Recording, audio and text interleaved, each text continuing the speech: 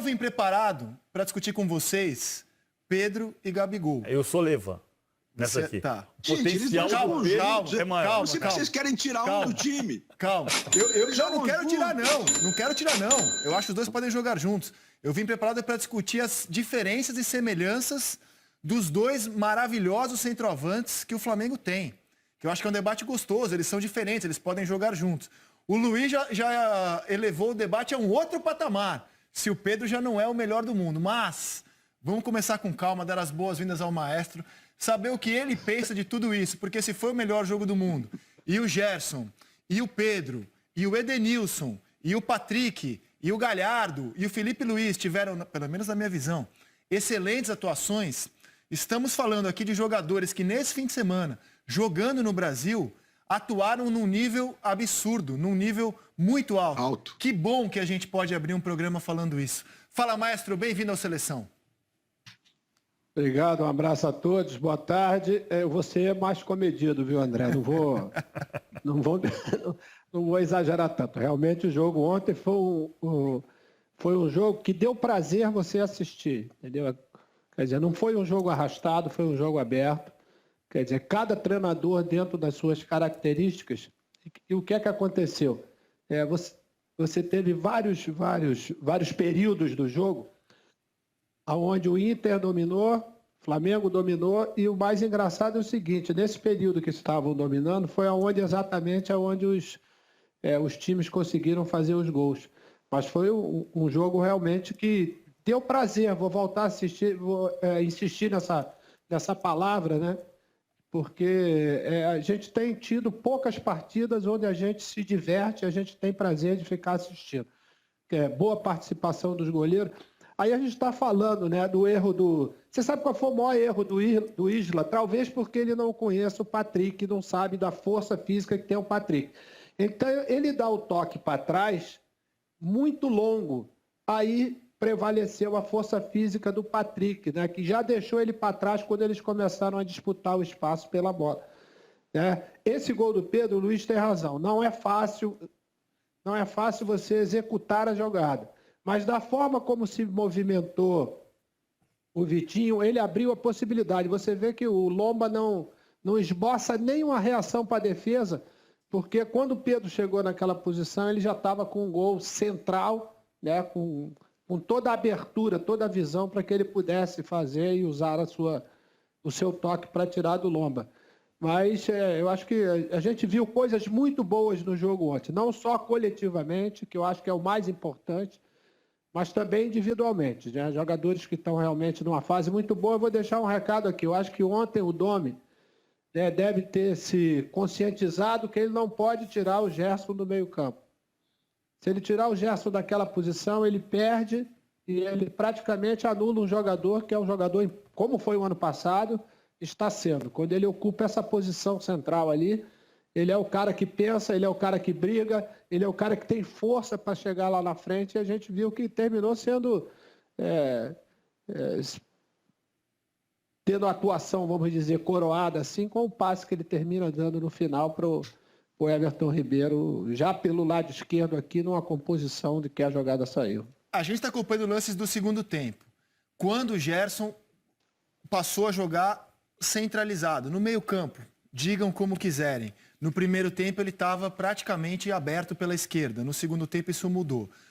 No segundo tempo o Flamengo fez um grande jogo e no primeiro tempo o Internacional foi melhor. Como é que a gente explica essas diferenças do jogo de ontem, Paulo Vinícius Coelho? Acho que tem algumas coisas. Uma questão é a mudança no posicionamento do Gerson. Ele colocou o Gerson aberto pela esquerda numa linha de 4 homens porque ele gostou muito de como o Vitinho jogou contra o Corinthians. E olha, desculpa te interromper, é que a gente está vendo mais um lance brilhante do Pedro, porque ele esteve em todos os lugares do campo.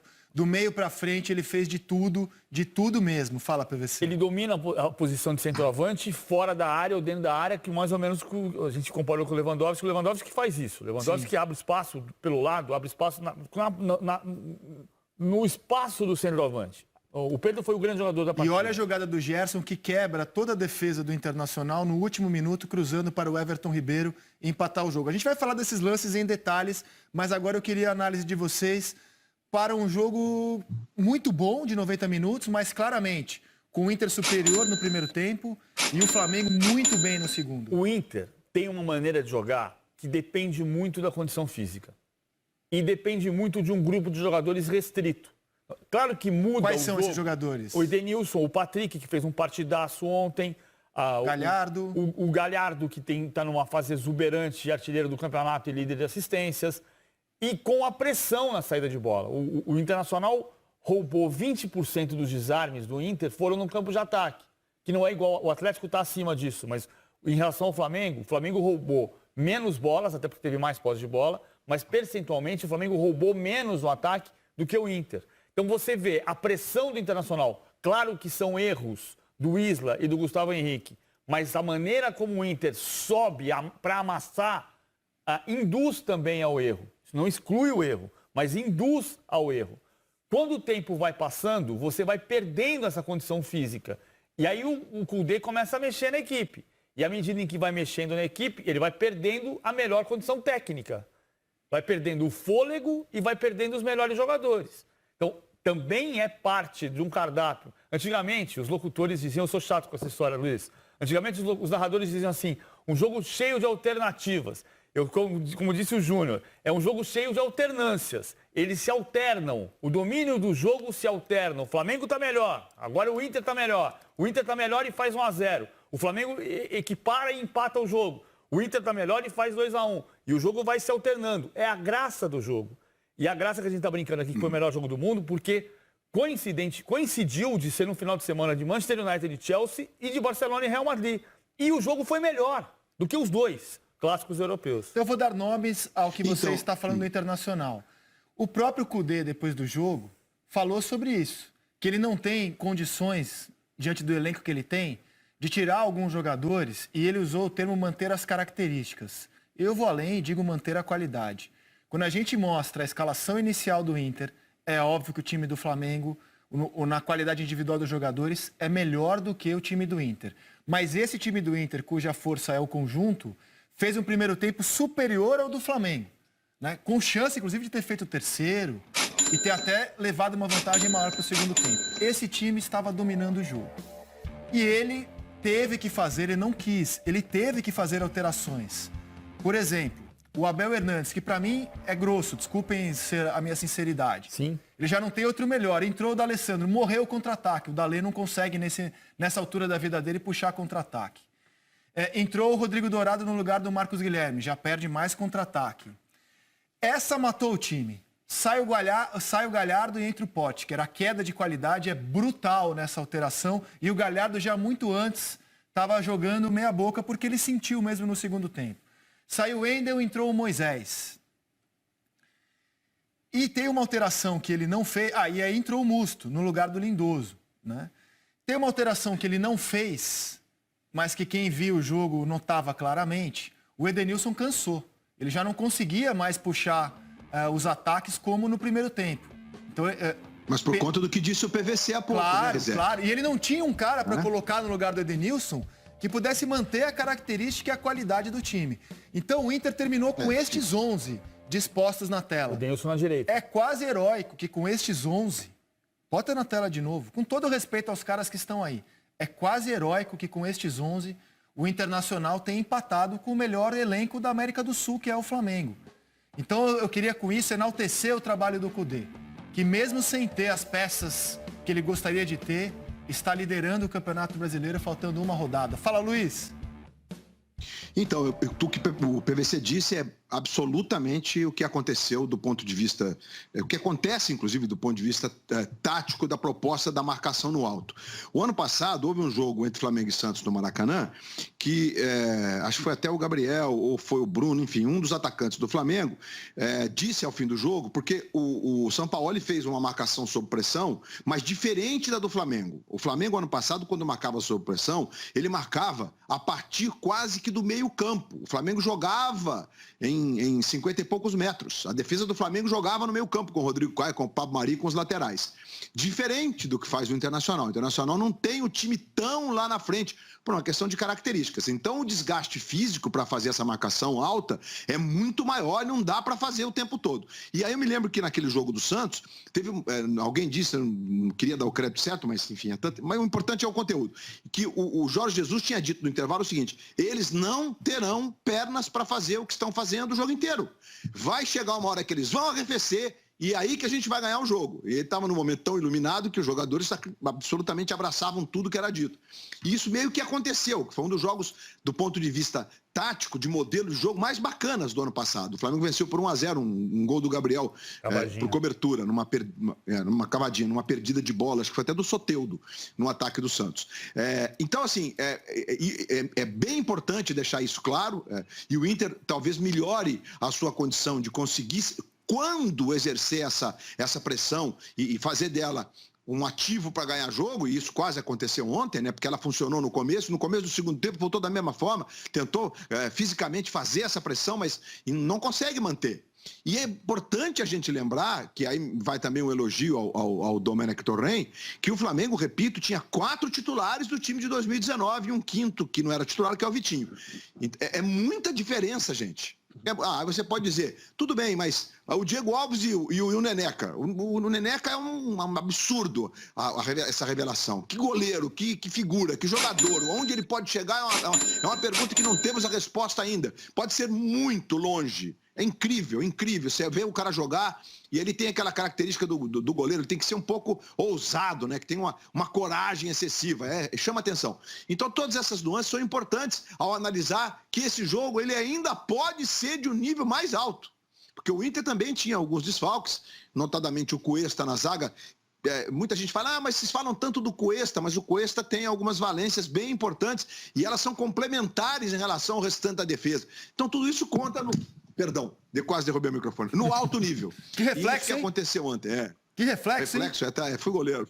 Fui goleiro. O Cuesta não toma o drible do Zé Gabriel. Pelo maestro. Você acha o Cuesta... O Cuesta, pela experiência, não leva o drible do Zé Gabriel. Naquele gol do Todo Pedro. o mérito do Pedro. Mas o Cuesta não dá... quando ele dribla, né? O campo tá muito aberto.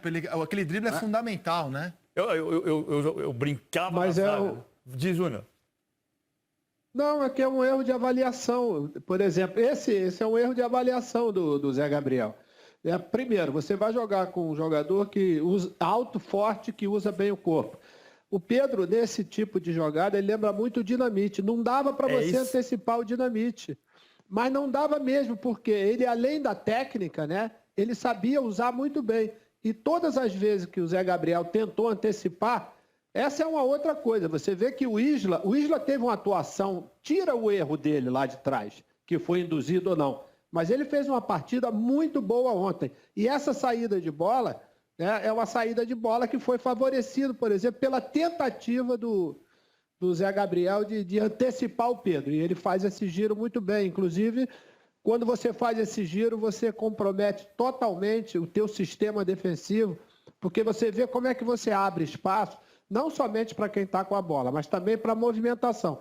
E nesse caso, a movimentação do Vitinho foi importante porque ele abriu uma visão maior ainda para o Pedro chegar para finalizar. Ô, Júnior, eu sempre brinquei... Essa tarja aí não tá certa, essa tarja aí não tá certa, hein?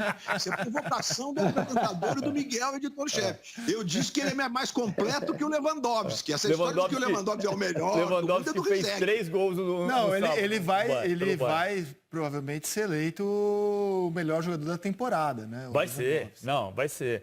Eu sempre brinquei, Júnior, o Bauer, gigante do Maracanã... O Modric, que fez um golaço no fim de semana, também já foi melhor do mundo, não vamos nos esquecer. Cannavaro também. É verdade.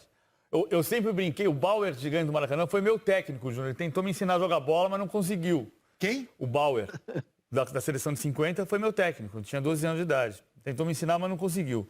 Monstro do Maracanã. O monstro do Maracanã.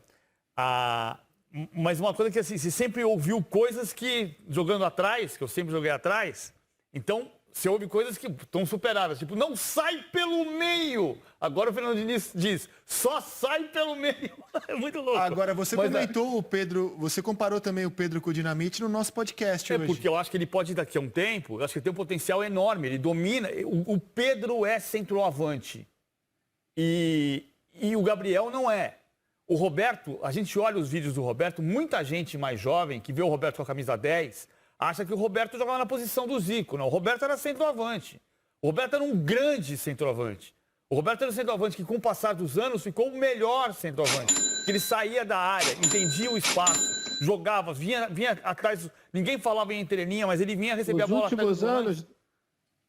Os últimos anos do Roberto, né, quando ele já inclusive jogou com o Romário, né, o Romário jogava mais avançado, ele jogava mais atrás, né, aí realmente ele se tornou um ponta de lança. Isso. Né? Mas o número 10 eles davam para o melhor do time, né, PVC, naquela época. Então, quer dizer, era uma responsabilidade. Então, o 10 vai para o melhor. E o Roberto, naquele período, realmente não tinha dúvida disso. E o Vasco tinha essa tradição, porque o Ademir jogou com a 10. O Ademir foi ponta de lança, mas o Ademir era 10 do Vasco. Então, o centroavante, o ponta de lança do Vasco, era o 10.